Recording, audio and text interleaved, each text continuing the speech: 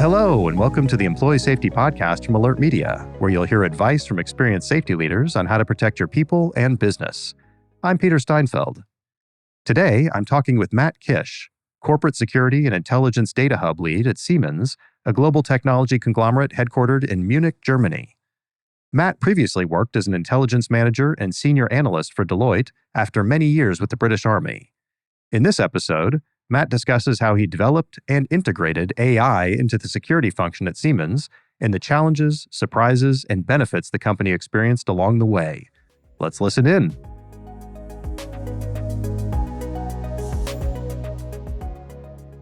Hey, Matt, thanks for being here today. Yeah, hi, Peter. Thanks for having me. I'm quite excited about this topic today. It's a lot going on with it. So excited to be here. Yeah, I'm super excited to hear what you have to say about this, but why don't we slow down a bit and we'll start by having you just tell us a bit about your role, your charter, and your team. Yeah, so I'm the head of situation and intelligence analysis here at Siemens. Basically like an intel shop in most corporate security teams. We've got a bunch of analysts and we're responsible for keeping an eye on things that happen around the world to try and give Siemens an insight into what might happen, what kind of risks and security concerns they might face. Yeah, and obviously it's a challenging time at the moment with a lot happening around the world. And then on top of that, I'm also the lead for a kind of new cross-departmental squad we've set up at the corporate security department in Siemens, where we look at the data inputs and the data analysis, the data-driven decision-making we can use to support corporate security needs, but also other business functions. And that squad's called the Data Hub, trying to break down those silos and work on data more effectively. Well, as security evolves, so does the technology that we're using. Actually, I think it seems like the two constantly chase or perhaps push each other. So how have you adapted new tech into your organization to meet the ever-evolving landscape? The main area we're focusing on at the minute is automation. We've done a lot of that in the past, trying to automate our alert feeds or trying to automate our intelligence feeds as best we can. But also generative AI has really made some big steps in the past 1 to 2 years. And so obviously we're trying to use generative AI as much as we can. And we found that's helped boost our efficiency quite somewhat. And how recently did you start to do this? Because I know it's all popped up in the last 12 to 24 months. We started looking at things in that December 2022 period. So fairly early on when GPT-3 first came out. And one of our interns was working on their studying activities and basically trying to summarize academic material for use to better understand the volume of information they were getting. And kind of we thought, well, yeah, that's pretty similar to our use case. Summarize volumes of information, try and see if that can bring us an advantage or a higher, basically acceleration in the intelligence world. And that's basically where we started from. And we took it from there really and worked through a couple of simple applications and then built it out to something more significant from kind of last summer through till now. Well, I know a lot of organizations are both hesitant and desiring of using AI, so they tend to tread cautiously. So what challenges did you face in developing and implementing the AI program into your workflow? For us, it was, I guess there's a lot of hype around the topic, right? And so it was kind of overcoming that hype to sort of think, okay, where can this really make a difference? And where is it really useful for us? So obviously we know it's not going to answer all questions and do all things for us. So I think it was sort of overcoming that and looking at things with a reasonable level of expectation management. The other point would be there's a lot of possible AI use cases in a company the size of Siemens. So you're kind of fighting for attention and fighting for your IT department's capacity to help you develop things and take things forward. So I think really demonstrating a compelling use case where there's need, and in our case, it was quite clear, trying to protect lives, trying to make sure that everyone can operate in dangerous environments safely. I think that was quite a compelling use case for the business to help us out. So yeah, two things. Firstly, expectation management. We're not trying to achieve perfection. We're looking for improvement. I think that mindset was quite critical, but also demonstrating and explaining a use case that people can understand and are willing to back and support. Yeah, if it seems like there's one thing that AI could really help with, it's looking into large data sets. And that's essentially what your team is dealing with on a daily basis, just enormous amounts of information, and having computers help your analysts can make a huge difference. For sure. And I think it's the same in intelligence teams across not just corporate security, but also in government environments. Basically, we're all faced with a similar challenge at the moment. That is, there's a growing demand for our information on one side because the world is in a bit of a troubling state right now. There's a lot of crises, wars, challenges that we're all trying to handle and make sure that our customers have got a handle on. At the same time, we're definitely in the information age. And so we've got a huge volume of information to process. I think in our team, we've calculated it with something like 70,000 vendor intelligence reports a year, which is a huge amount, which for a team of 6 analysts is impossible. There's no chance you're going to read all of that. And the danger is that you therefore miss out on the information that's critical, or you miss some other useful insights that you hadn't perhaps considered. And I think that's where we're trying to use technology to make that more accessible for us. Would you say that your belief is that AI doesn't necessarily put people out of jobs, but it puts them out of tasks and it allows them to up level and do something perhaps more valuable? Yeah, 100%. That's our focus. We're not trying to replace the intelligence team. We've got highly educated people on this team. They shouldn't be spending their time summarizing basic information or putting together sentences that are already existing in vendor reports. They should be, or in our view, using digital tools, AI, generative AI, to try and summarize some of that basic input and then freeing up their capacity to do higher level cognitive tasks, basically deeper analysis, structural analytical techniques, the sitting back and thinking, okay, what does this mean for my world? That kind of thing. And so, yeah, our approach is to try and use it to allow us to put our brain power to the things that humans are good at, applying context, considering what might happen next, looking at various different outcomes and weighing up the whys, the wherefores, and then allowing the AI to do the simple tasks that are sometimes quite time consuming. There are obviously dangers there, and we have to make sure that we're avoiding those pitfalls. But as long as we take a sober approach that we're not going to achieve perfection, but we're going to achieve an improvement, and every improvement's better, right? So that's our attitude. And did you find that the people in your team were maybe nervous at first, like, oh, this is going to put me out of work? Or did they immediately embrace that idea that, wow, I can get out of the important but low value stuff and then focus on the high value stuff?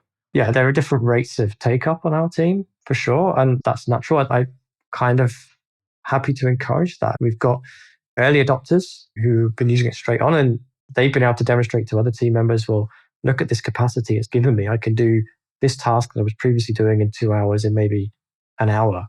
I've achieved 40% time savings writing this report or whatever they're doing. But also, it's good to have that alternate opinion where people are kind of saying, well, yeah, okay, let's approach this with caution, because then it means that people are still giving it a sober look, and nothing leaves the team without a high level quality assurance, quality checks and reviews and this kind of thing. That doesn't go away. And that human review will, in my view, not go away for the foreseeable future. I think the technology is not good enough for that yet. And I think people have quite now come around to the idea, okay, this is helping me do my task. This is helping me when I'm in a critical meeting to prepare myself, or it's giving me a real time advantage. I think that's the way the team are. But the fact that we took it on quite early, I think, has given us an advantage in that we've overcome some of those philosophical challenges. And now we're beyond even the experimentation stage. We're in the implementation stage.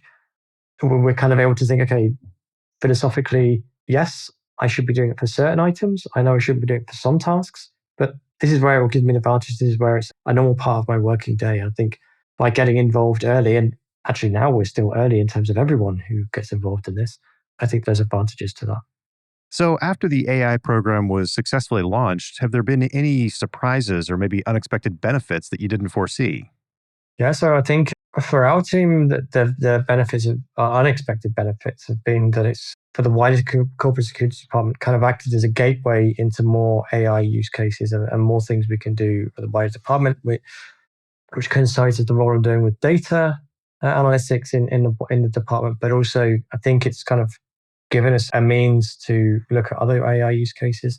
And the other benefit is that actually what we're trying to do is not too dissimilar from what Siemens as a whole is trying to do. If you imagine processing huge volumes of information, more, if you imagine the manual for a piece of machinery that we're trying to sell to a customer, it's kind of the same thing. If you're trying to get that instruction manual pared down to a simplified form and via some sort of chat interface using generative AI, it's kind of similar to summarizing information from intelligence providers and bringing that down as well. And so the IT team has learned a lot from this use case. And I think the fact that we're able to work together was quite interesting and kind of also promotes the department in the company a bit more as well. Have you had to train your people on how to maybe write prompts? I know that's a big thing in AI, is if you write the correct prompt or a better prompt, you'll get a better answer. Has that been a challenge you've had to contend with? Yeah, I mean, there's no point just throwing technology at people. I think we have to learn how to use this new application and tools. I think when we first started experimenting, one of the data scientists who help us with this AI implementation, she saw what she was doing and she was quite shocked and quite worried, actually, which was a good thing. And she sort of was going, whoa, stop there. And then we kind of quickly realized, okay, we need to know in more depth to a more scientific level, what are the limitations of this? What can we and can't we do? How can we make things improve? And what should our expectations be? And I think we did like a half-day workshop with her in person. And that was kind of a very two-way experience to sort of learn, okay, what should we expect? How can we overcome certain difficulties? I think that training was as important as the technology itself, to be honest, and has helped us really reap the benefits. And you don't have to have internal in-house experts to do this. There's like a ton of free online material where you can look at this. And also there's a bit of a community in the corporate security space as well, where people are trying to use this technology more efficiently. So you can also ask questions of colleagues or other colleagues in other companies, but we all know that that's a useful source of information in the corporate security world. Well, now that you've been using the program for a while, what are some of the key lessons that you've learned from your time with it? One of the key things we've learned from it is that expectation management piece. We're not trying to get this to write our finished products. We're asking it to write chunks of text that we can use within that. It's never going to produce the full thing. We don't want it to, actually. We just want it to help us along the way. And if it can add 20% to what we're doing, then that's a benefit. Probably the biggest lesson is to think about those small benefits, those small wins, and how they fit into the bigger picture, and not to expect it to produce the whole thing. I think that would be unrealistic. So that was one of the bigger benefits and bigger lessons to learn from my side. Also, the fact that our use case is kind of strange in terms of compared to all the other business needs. So we've got to, like with everything, explain our needs, explain what it is we want quite clearly in the project design. We were probably a bit slow at the beginning because we hadn't necessarily onboarded our IT colleague effectively. And that really accelerated in two main areas. Firstly, one of our first iterations of this platform that we've got in-house was just around the time of the Hamas attack in Israel. And so we were kind of using it under pressure.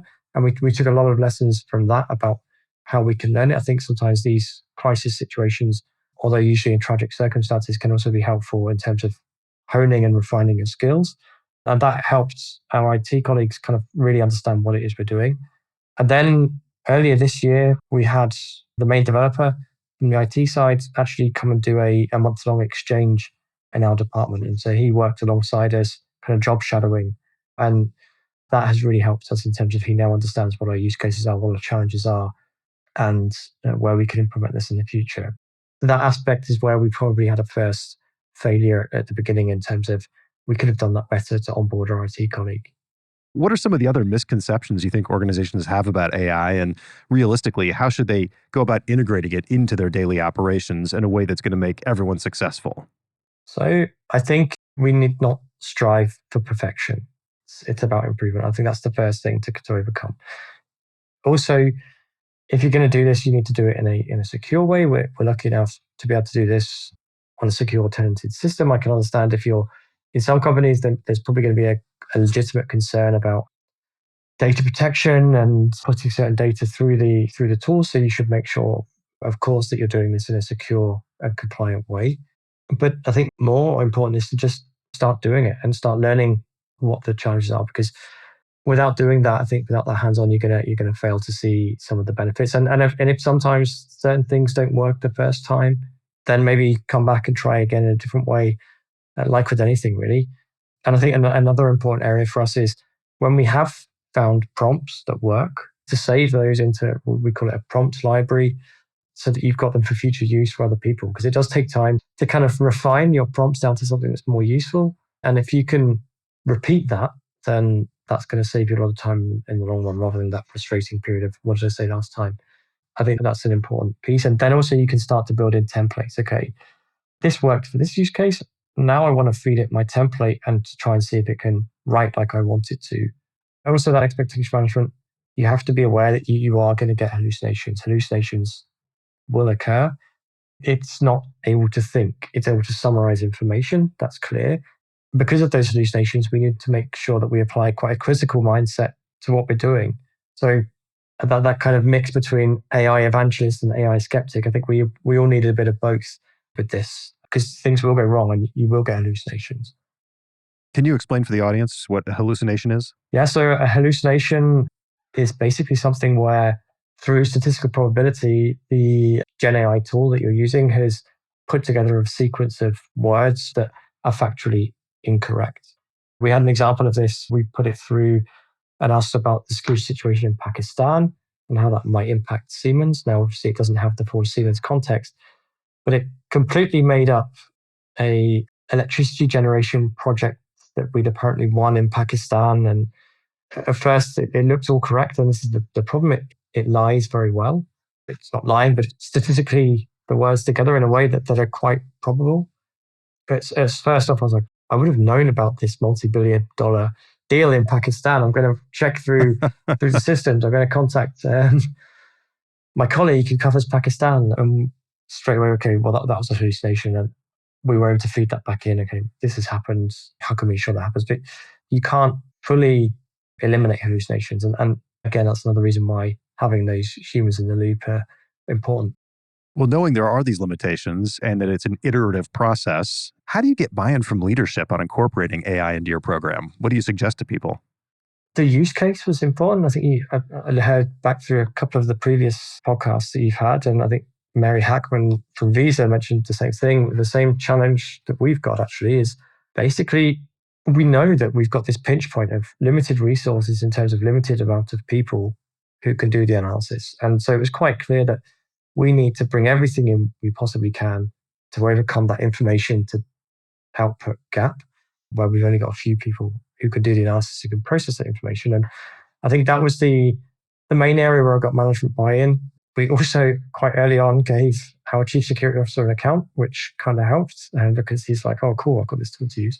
But also I think this is the kind of the way you sell it in terms of quite physically, here, boss, have a look, works. But also I think explaining that use case, explaining where it fits in, and explaining that you're going to do things in quite a sober and considered and measured way, that you're actually thinking about this, you're not just diving into it. So I think that's the way to go through it. Also, the fact that where we know that our department in particular wants to go more in a technology direction or move itself on from the current status, which is obviously a very, very high level of operations, but also then look at the next step. I think it's quite clear that technology and AI are going to be around. So if it's a path into that, if there can be other benefits for other teams, I think that's attractive for management as well. And going back to what you said initially, I think is a big prime motivator. There's just more bad stuff happening in the world, and there's lots more people out there, which means more stuff is happening to more people. And it's impossible to keep up with that volume, especially when your organization has expectations that you do keep up with it, but they're not giving you more staff. Yeah. The only way to address it is with technology. So, I mean, it's like, guys, we got to try something here. Either give me more people, which is not going to scale well, or we got to look at this technology. Exactly. I think that's effectively it. And you're trying to find every marginal gain that you can to support you. And this is one of those. So how does AI help other departments interact with the security team? So we've now been able to roll it out to our global teams, not just in the headquarters here in Germany, in Munich, but our global teams have access. So our colleagues in the US, our colleagues in parts of Asia, they all have access to this now. And so it's helping them get access to the intelligence feeds that we perhaps didn't have before, or also because it's done through generative AI, they can also work in the language they work out locally. So if you're in Indonesia and you want to write a report, you can ask the tool to put you a report together in Bahasa, or you can do it in Spanish. Or for our German teams, we're a Germany-based company. We can ask it to write things in German, and it's just as correct as it is in English. So I think that's a helpful use case as well. And are people using this for more than just like safety and security, but also just looking forward to the productivity of the company? Like, hey, we see these issues that are popping up in this area, which could maybe impact production or supply chain or something like that? I think that's a next step we'd like to take. And when we've taken this to the next level of management, that was just the natural question about how can this help other teams? So governmental affairs, supply chain, sustainability, these are all natural areas where there's natural crossover. In this instance, and being completely honest, it's the technology isn't the limitation here. The limitation is we've got to make sure that we're compliant in terms of our contractual agreements with our information vendors, because obviously we're limited to certain areas. So I think maybe that's where the way we look at our vendors might change, and see if there are kind of more flexible agreements in the future. But also, if we can bring other teams on if they want to start contributing to the information feeds, then that's a plus for us as well. Interesting. So the AI really is only as good as the data that it has access to. So could you maybe comment a bit further? What do people need to look out for when it comes to sourcing data contractually, legally? Like, what are some of the considerations? We've applied very much the garbage in, garbage out mentality as we're looking at this. So we've restricted it to our intelligence providers, and we have agreements with them. We've been quite upfront and open with them. I think that was important to get their buy-in, first of all. If you're going to do something like this, there are a lot of reservations about AI tools and how generative AI platforms are perhaps scraping data. And I think rightly so. Information vendors have a legitimate concern about, is their information going to feed the machine? So we were quite clear and upfront. No, we're willing to put our Siemens confidential information in there. It's on a tenanted system. Here's the assurance. And I think that was an important buy-in to get. But the reason we've gone down that line is because we basically want to avoid all of the incorrect and biased information. And obviously everything is biased to some degree, but the biased news feeds or the kind of open source information. I think we're like, well, we're paying these good information vendors, but we know and we like the quality we've got. We just don't have the ability to use it all. And so that was the thinking there. And even to the extent of, we're not integrating our real-time alert feeds into this system yet. So the kind of more social media feeds that you get through, we decided not to integrate those. Maybe we'll change it at some point, particularly from verified content providers. I think for now, they have a lot of tools themselves which use AI to kind of summarize things. So that wasn't the priority. The priority was that high volume of data. And I think 70,000 reports annually is enough, to be honest, and it's giving us a good output. And the ability to kind of go outside of the vendor platforms and put multiple vendors together is also another advantage we've got. As you can imagine, as with any large company, you pick your vendors based upon your business needs and where you're located. And there's no one size fits all. You have to kind of be selective. So I think that quality of data is an important aspect, but also you've got to be contractually compliant and generally provide fair warning about what you're doing. And actually, in most cases, for most of the vendors, they've actually been very interested in what we're doing and asked for questions and asked about how things are working. Is their content kind of optimized for this, that kind of topic? Yeah, it's a brave new world we're moving into. So it's good to have customers like you who are willing to share bidirectionally information with the vendors, and you can kind of grow a whole new category together. That's fantastic. Yeah, definitely. I think you should have a partnership-based approach to your vendors. It's not a customer-supplier relationship. I think if in most cases you can find that partnership sweet spot, you're in a good space. And for sure, I know that vendors appreciate that. And I know that we appreciate that from our side. And the quid pro quo is that often the vendors will then come to us if they're making new developments for our feedback, and we know they're going to take our intelligence requirements seriously. So I think that's clearly the way ahead. Well, I know AI is on the cutting edge, but what other new advances in security technology are you excited about these days? I mentioned at the beginning that not only do I do this intelligence role, but I was fortunate enough to be given the opportunity to put together we call it data hub, cross-departmental squad in the corporate security department. And that's really trying to look at leveraging all of the different data feeds we have available to us in corporate security. And actually, it's quite crazy, the amount of data objects and data feeds that we generate ourselves. And I think once you start putting that together, you then have something more beneficial or compelling that you can push out wider into the business. But also there's a lot of business data that various parts of the corporate security department are consuming. And we can probably get efficiency by, can we feed this into cloud spaces rather than into individual old school databases? Can we improve the way that we're breaking down the silos to put different sets of data together so that we can create a kind of data product that might be useful for another part of the business. So that I think the department, the corporate security department itself, so that we're not just providing our standard advice, or not standard, our high quality advice and support that we currently deliver, but also that we're offering something in a data feed to other departments as well. And in many cases, that's sometimes all your customer would want. They maybe just want a data feed of your expert advice combined with another data source. And that's another way that we can add value. So I think data analytics, data management, for me, is another interesting area of development that corporate security professionals can start to look at. And I think that's what we're trying to do as well. Yeah, it seems like it's letting the left hand know what the right hand is doing. For sure. And also I think that the biggest benefit is we've brought together people from the department across the world, and now we're starting to kind of, you see the team working together and they're starting to think, oh, you've got this data source, I could combine that with this one and we could do this. And I think watching that happen is quite exciting. For sure, there are some conceptual hurdles that people have got to get over. I think there's an education piece and a culture piece that we need to kind of push as well as that. It's no good just talking technology and using big words and saying things like data objects and data products. You've got to kind of explain that on a human level. What does that mean? What benefit does it bring? How can it bring us forward? I think we've got to put that hand in hand. It's not just about delivering new tech and using that tech. It's about explaining to people how it can have benefits. Yeah, ultimately, that's what it's about. It's, technology for technology's sake is interesting for people like me, tech nerds that just like seeing that kind of stuff, but it's not really that valuable to the business unless it can help drive a result. And that's what you have to focus on. What's the result we're looking for, and how can we have technology help enable us? 100%. And in a way that you can kind of communicate that clearly as well. Absolutely. Well, any final advice for our listeners as they make their own decisions about whether or how to roll out AI at their companies?